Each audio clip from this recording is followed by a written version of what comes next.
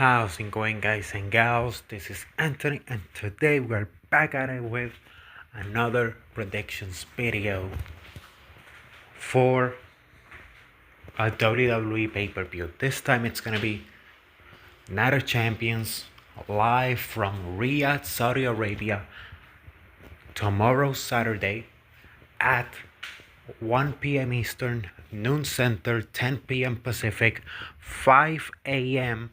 Hawaii time. No, wait, 7 a.m. No, wait, is it 6 a.m. or 5 a.m. Hawaii time? Whatever. It's around that time. But we've got 6 matches confirmed from the show. There's been some changes to the match card, and we're gonna talk about how we got there. The road to this pay-per-view after the events of Money in the Bank.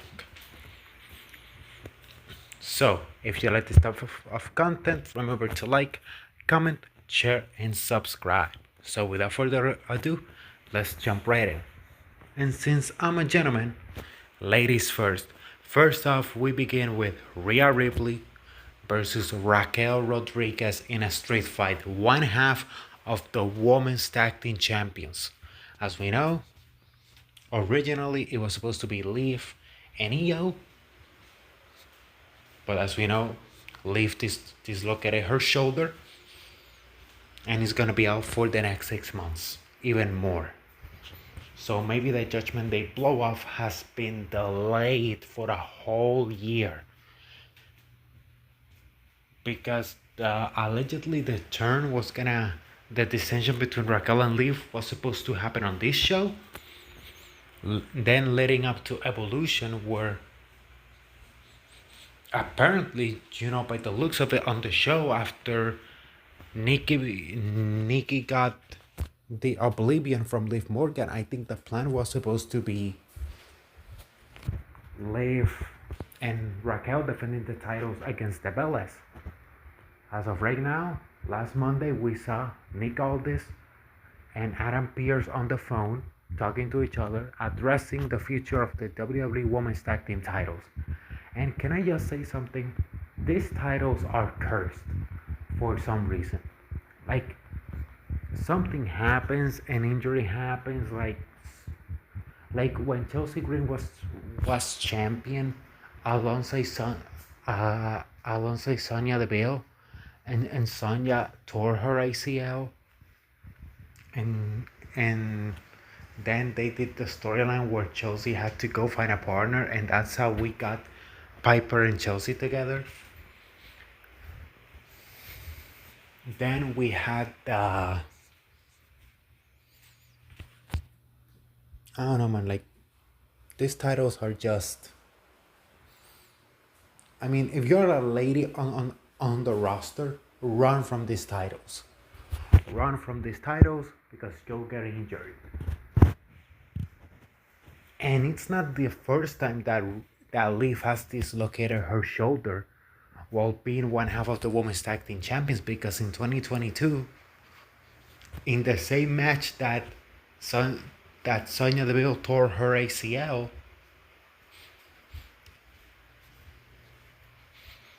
Liv dislocated her shoulder. I mean, not 2022, sorry, in 2023. Like, she dislocated her shoulder. Like, man, like, they need to strengthen that division and put people that are really a tag team, like Katana Chance and Kaden Carter. But we know what happened to them, right? So now Raquel is hanging around with both titles, and I think what they're gonna do is just give the title to Roxanne, because we know with the story that they're building. I apologize. NBA 2K got stupid. But as I was gonna say,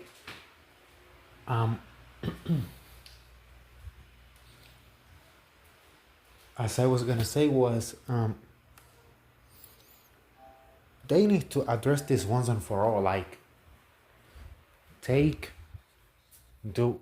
either give the title to Roxanne, do a tournament, in my opinion, I will give the title to Roxanne because that way you can build the story for when Liv comes back. Because we know that Liv's coming back as a babyface because of the story of how Roxanne is trying to open her legs to Dominic. I just put it that way. She's spreading her legs so Dominic can put it in. That's the angle they're doing. And they are practically putting Roxanne on the Liv position and Liv on the Rhea position once again. So who do I think is gonna win here? I mean, man, like I don't know. I mean, for story purposes, I think Raquel wins with Roxanne's help, and that way, on Monday they're like, okay, Raquel, and your tag team partner from now on is gonna be Roxanne, and that's how they solve this situation after Liv's injury. I just don't care about this match. I'm sorry. Like I really wanted to see Liv and Io here, and then see the Bellas challenging Liv and Raquel at Evolution 2. So now this feels way out of left field because this was not the plan, obviously. So, you know, eh. Next up, we have the finals of the Queen of the Ring, Jade Cargill versus Asuka, SmackDown versus Raw. I love what they did after Jade won the match, after Jade beat Roxanne. The face-off between Asuka and Jade. Also, we had promos backstage between Asuka and Io.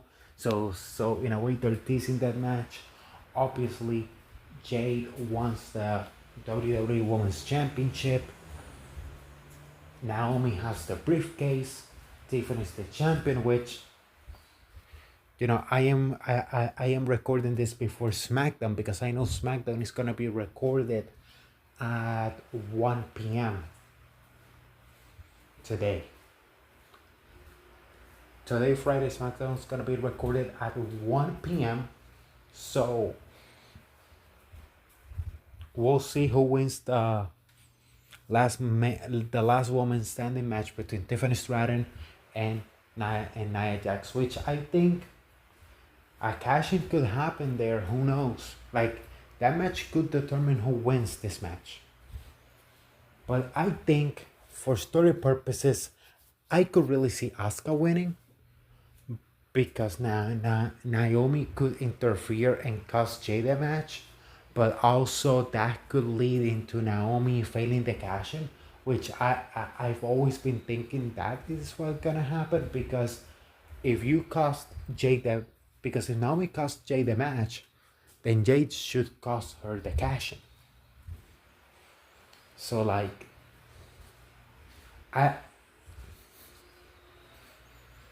like Naomi's heel run, you cannot cut off her legs like that. If you want Naomi to be a credible heel, let Jade win here, and then on the road to SummerSlam, have Naomi cash in, and then you have Jade and Naomi at SummerSlam, which at first I thought that what we were gonna have on SummerSlam was gonna be Jade versus Bianca, with Cardi B as the special guest referee, but Bianca Belair dislocated her fingers, so we need to see what happens there. And even if she's back on time,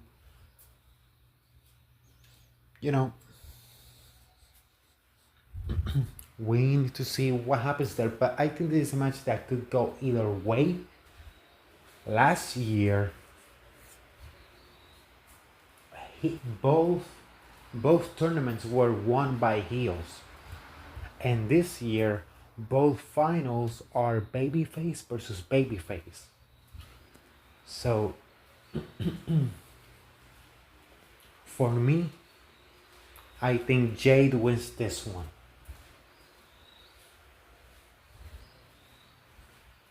But I could also see Asuka winning. Because if you remember, Naya was from SmackDown and Gunther was from Raw. So I think this year, even though I think Jay could win, my final prediction is that Asuka wins because Naomi interferes. Next up, we have a match for the United States Championship. Jacob Fatu defends against Solo Sikoa. We know what happened at Money in the Bank. I hate you, Solo. And then the attack on Solo Sikoa. Man, Solo Sikoa doesn't have the it factor. I think if I was Triple H, I would just have Solo Sikoa be just fucking squashed in like 30 seconds. And then future endeavor Solo Sikoa.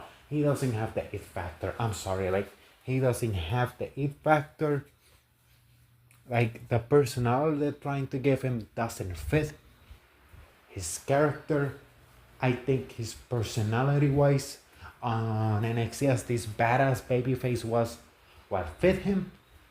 And ever since WrestleMania 40, they've been messing up Solo's booking. So in my opinion, he should be squashed in 30 seconds. Nothing else to say. I don't even want to talk more about it. Jacob Fatu retains thanks to Jimmy Uso. On to the next one. Now, this match was supposed to happen next Monday on Raw, but due to Dominic Mysterio's injury, the match against AJ Styles got called off. So we got this consolation prize instead. Sami Zayn versus Karrion Kross.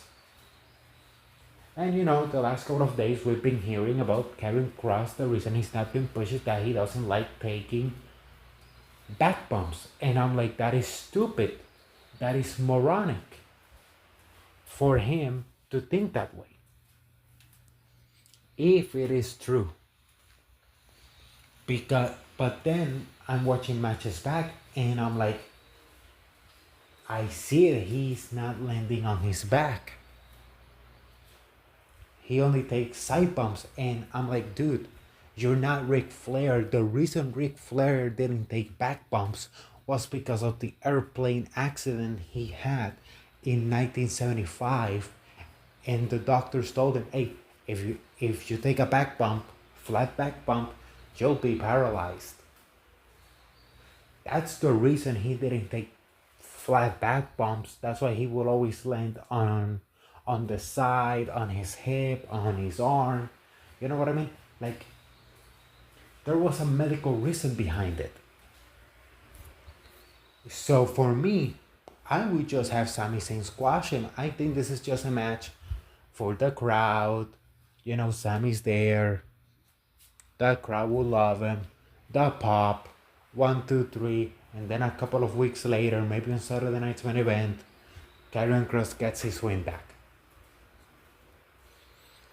And now we're getting into the juicy stuff. The finals of the King of the Ring. Cody Rhodes versus Randy Orton's student versus teacher. Who wins here? It's very obvious Cody Rhodes wins here. Because if you really see Cody's Rhodes in the tournament, he faced Damian Priest, who was a thorn on Cody's side, while Cody was feuding with the Judgment Day since like WrestleMania 39, all up until War Games. So those were like a 6 month feud.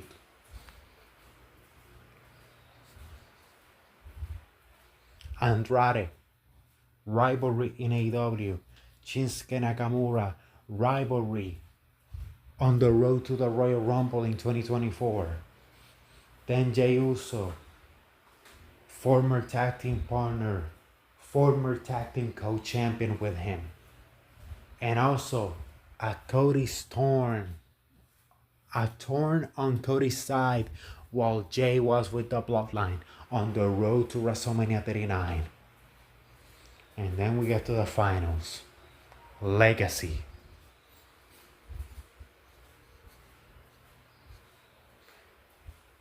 It's a new generation.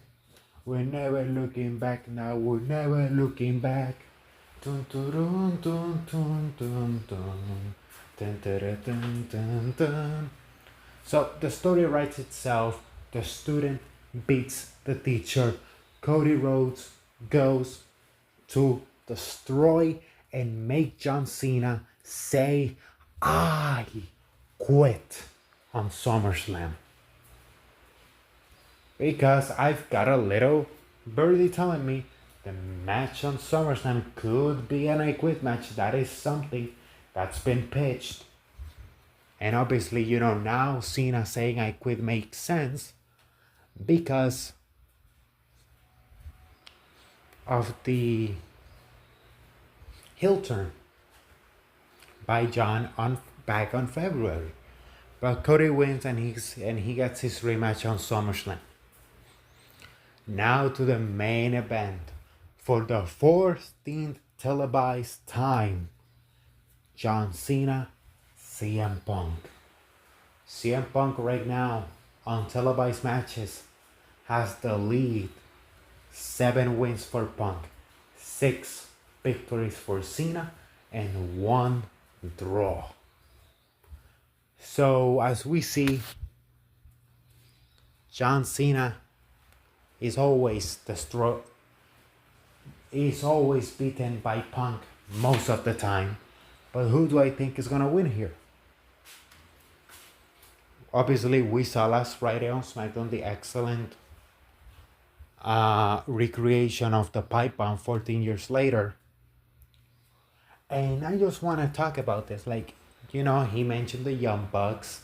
He mentioned Cesaro, Dolph Ziggler, Zack Ryder, Claudio, Nick, and Matt, respectively. And I'm like, dude, you're talking about politicking?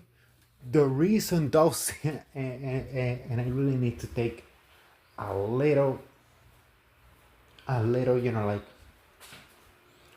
got a little something to get off my chest about John Cena, even though he is my childhood hero. My guy, the reason Claudio never got over is because he has no charisma. He's got no personality. Matt Cardona got over on his own, and the company punished him by aligning him with you and you making him look like a moron. And with Nick Nemeth, the reason he didn't do more in WWE was because Nikki Bella cheated on him with you when you cheated on your girlfriend / wife of 15 years. The heck are we talking about here? Punk's an asshole, but guess what? He will tell you he's an asshole. So now back into reality. Let's get out of kayfabe. Let's go back to reality. The heel turn has been shit. I was expecting Cena to be like, as I've said, I'm gonna ruin wrestling. Dude, my guy, you wanna ruin wrestling? Don't defend the title. Have a substitute defend the title for you. And then after your substitute retains the title, say I'm the winner. Man, that would be excellent heel heat. But no, he's a heel that acts like a babyface. My guy, no. Because this is why The Rock saying that the Cena heel turn was the blow off of the final boss was stupid. Because, and then Travis Scott quitting training with Booker T because Cody Rhodes gave me a crossroads on WrestleMania. F this. I'm like, excuse me, what? So that's why they put Logan Paul on the Money in the Bank match instead of Travis Scott. The original plan for Money in the Bank was Cody and Jay versus versus Travis Scott and John Cena. And obviously, before I wrap it up here, I really want to talk about Cody Rhodes' comments about saying that his babyface run will be over soon. I mean, he understands that, he doesn't want to get booed. And I think he was like, man, like WrestleMania 41, I got booed against Cena. But I think it was mostly because people wanted to see history be made. It wasn't like the people turn on Cena. You know what I mean? Like, when you really want something, you like, do not mess this up. And I really think that's how the fans felt on the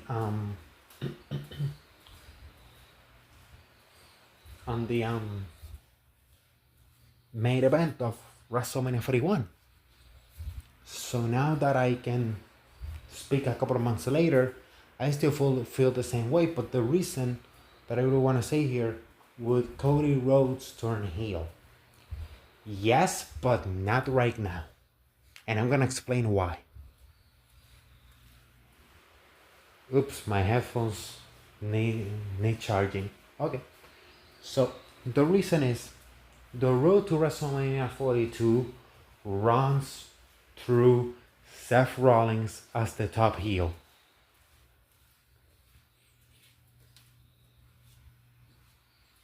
Runs through Seth Rollins as the top heel. And I think, and I've been saying it, people are saying, Sami Zayn's gonna turn heel. No. I think Cody's gonna go heel after WrestleMania 42. But there's another person that's gonna go heel, and you guys haven't noticed. And it was right on your face the night after WrestleMania 41 when they literally showed it to you and you didn't notice.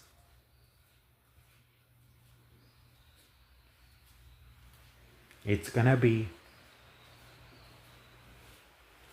but first let me tell you who's gonna win the Rumble next year. Sami Zayn is gonna win the Royal Rumble in 2026. The Royal Rumble is gonna be on Rhea, so obviously Sami's gonna win. That is Sami's Rumble to win, in my opinion. If I am wrong, I'm wrong. Whatever. You know what I mean? I'm not gonna be like, bad picking. No.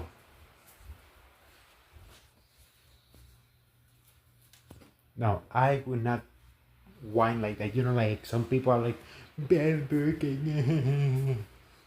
No. But if you're doing the Rumble in Saudi Arabia, besides money, you need to give them something. Because that's going to be the closing shot. And if somebody other than Sami doesn't win, you run the risk to experience something like what happened with Daniel Bryan after him not being on the Royal Rumble in 2014.